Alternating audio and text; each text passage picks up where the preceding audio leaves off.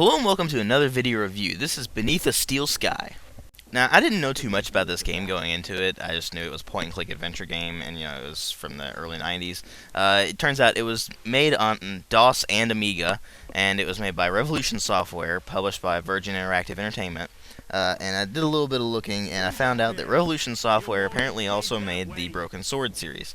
And for those of us in the adventure game know, the Broken Sword series is one of the most popular and most well-done adventure game series of all time.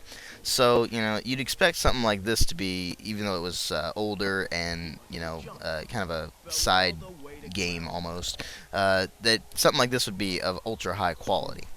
Now, the presentation for this game is excellent for 1994. The sprites are pretty well drawn for characters, and because the movement's actually pretty well done.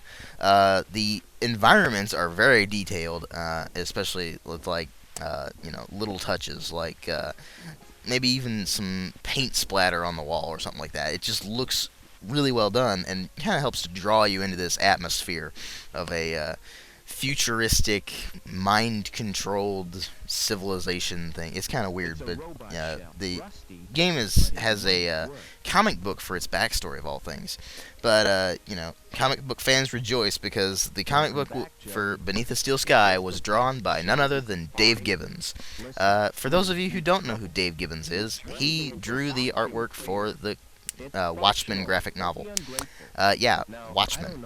So they got a pretty big talent to do Beneath the Steel Sky's comic book, and overall I'd say that really helps the presentation of the game a lot. It gives you this sort of post-apocalyptic-ish society type of thing. It's kind of cool to see, get drawn into this environment, and they did a really good job with making it come to life. Now, the sound design and the music are pretty well done. I wouldn't say the music is, phenomenal or anything. It works for what it is. It's nothing overly special. It's kind of simplified. But overall, I'd say it works pretty well. The voice acting is just really well done, though. All the characters have, individual voices, and the little banter between, for instance, Robert Foster, who's the guy you play as, and Joey, his little robot. It just gets hilarious. Every character has their own particular quirks. They have their own sarcastic tones and stuff. And that's another thing. The writing for the dialogue is just really sarcastic. It's full of that British wit and humor and stuff like that.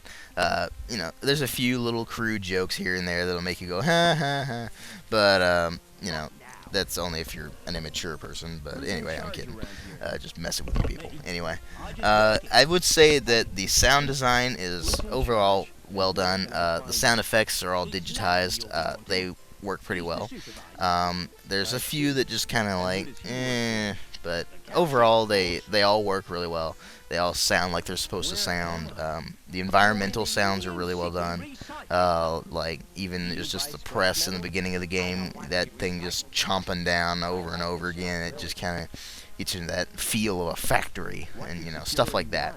But again, I'd say that the voice acting really brings the game to life with the presentation. Now, the gameplay is what you'd expect of a 1994 adventure game. You point at stuff, you click it, and, depending on what it is, you'll either interact with it or pick it up and put it in your inventory or, whatever. But the left mouse button lets you look at stuff and you make comments on it. The right mouse button interacts with it. Very simple interface. Works really well, surprisingly. But it makes the game a little bit too simple at times. And that's one thing I had against this game. It is a little too easy.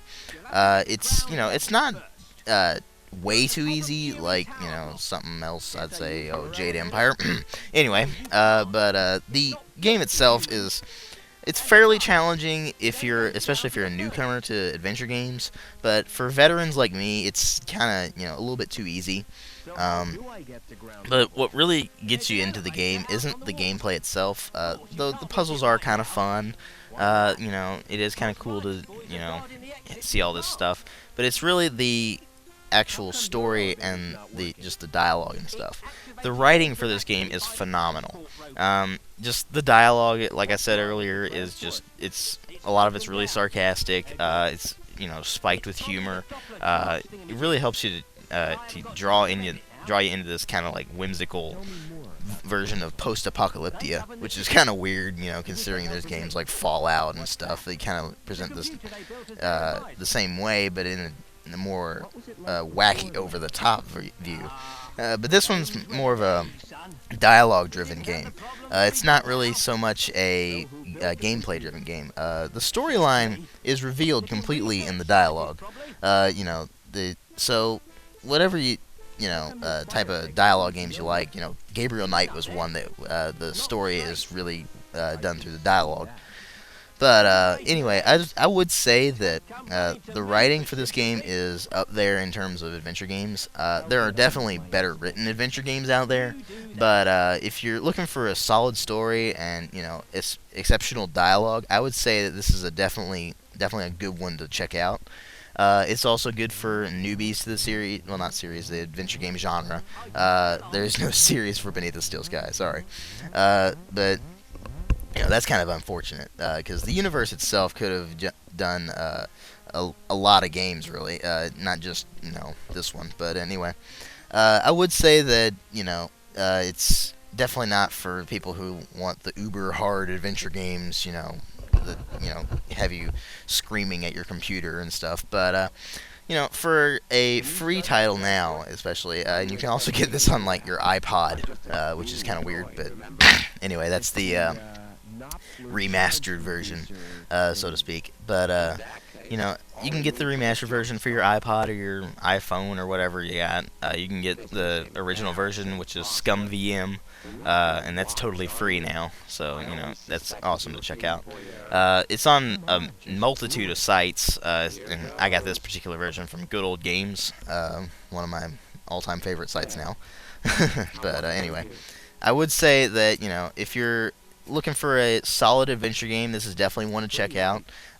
If you're looking for an entry level game to your adventure game experience, then definitely check this one out too.